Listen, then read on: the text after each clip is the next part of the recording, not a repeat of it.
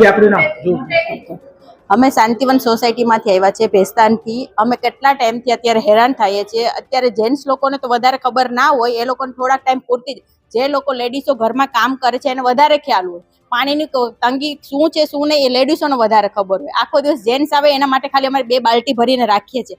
આ 1 મહિનાથી અમે હેરાન થઈએ છીએ. કેવી રીતના ક્યાંથી પાણી ભરીને રાખીએ છીએ? જેન્ટ્સ લોકો અત્યારે ખાલી અમને સપોર્ટ કરે છે વધારે.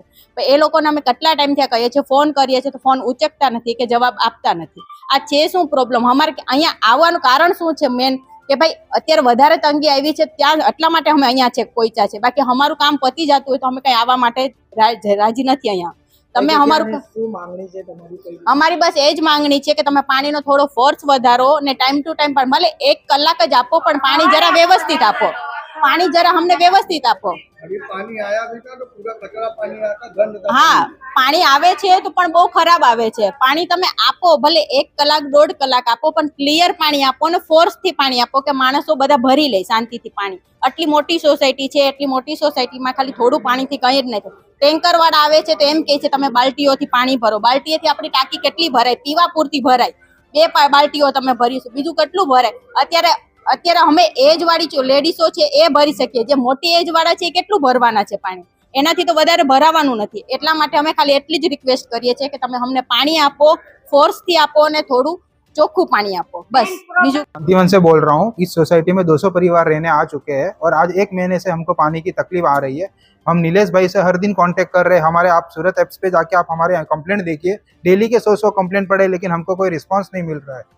और है ना, नीलेश भाई हमको बोल रहे हैं कि हम काम कर रहे हैं। क्या काम कर रहे हैं? 1 महीने से हमको पानी की दिक्कत आ रही है और नीलेश भाई कुछ सुन नहीं रहे। और हर आदमी एक दूसरे का नाम बताता है। नीलेश भाई को फोन करो तो धवल का नाम बताएगा, धवल का फोन करो तो वागले का नाम बताएगा, वागले को फोन करो तो राहुल का नाम बताएगा, राहुल को नाम फोन करो तो बोलता है नीलेश भाई को मिलो। हम हर ऑफिसर से कांटेक्ट कर चुके हैं, लेकिन हमको कोई सॉल्यूशन नहीं मिल रहा है। इसके लिए हम ये सिटी लाइट के हाइड्रोलिक जोन में हम आके यहाँ पे सब बैठे हैं। करीबन सोसाइटी 100 सदस्य आ चुके हैं और सारी लेडीज और जेंट्स हम यहाँ पे बैठे हुए हैं। और अभी हम यहाँ पे आके हम 2 घंटे से बैठे हैं और हम आप बोल रहे हैं कि साहब को हम आपके फेस टू फेस आप आके मिलिए, लेकिन कोई हमको आके मिल नहीं रहा है। और पानी की तकलीफ ऐसा है कि भैस्तान आवास है, वहाँ पे रोज शाम को 6:30 बजे से 11 बजे तक वहाँ पे पानी मिल रहा है, लेकिन हमारे शांतिवन रेसिडेंसी में पानी क्यों नहीं मिल रहा है? उसका ये सॉल्यूशन हमको नहीं दे पा रहे और ना हमको ये पानी दे पा रहे हैं। हमने कॉर्पोरेटर से भी कांटेक्ट किया, कॉर्पोरेटर भी है ना हमको पानी का टैंकर भेजते हैं, और पानी का टैंकर से हम कितना लेंगे पानी ये बताइए हम आपको। 200 परिवार रहने आ चुका है सोसाइटी में, क्या 20-25 परिवार का सोसाइटी है वो?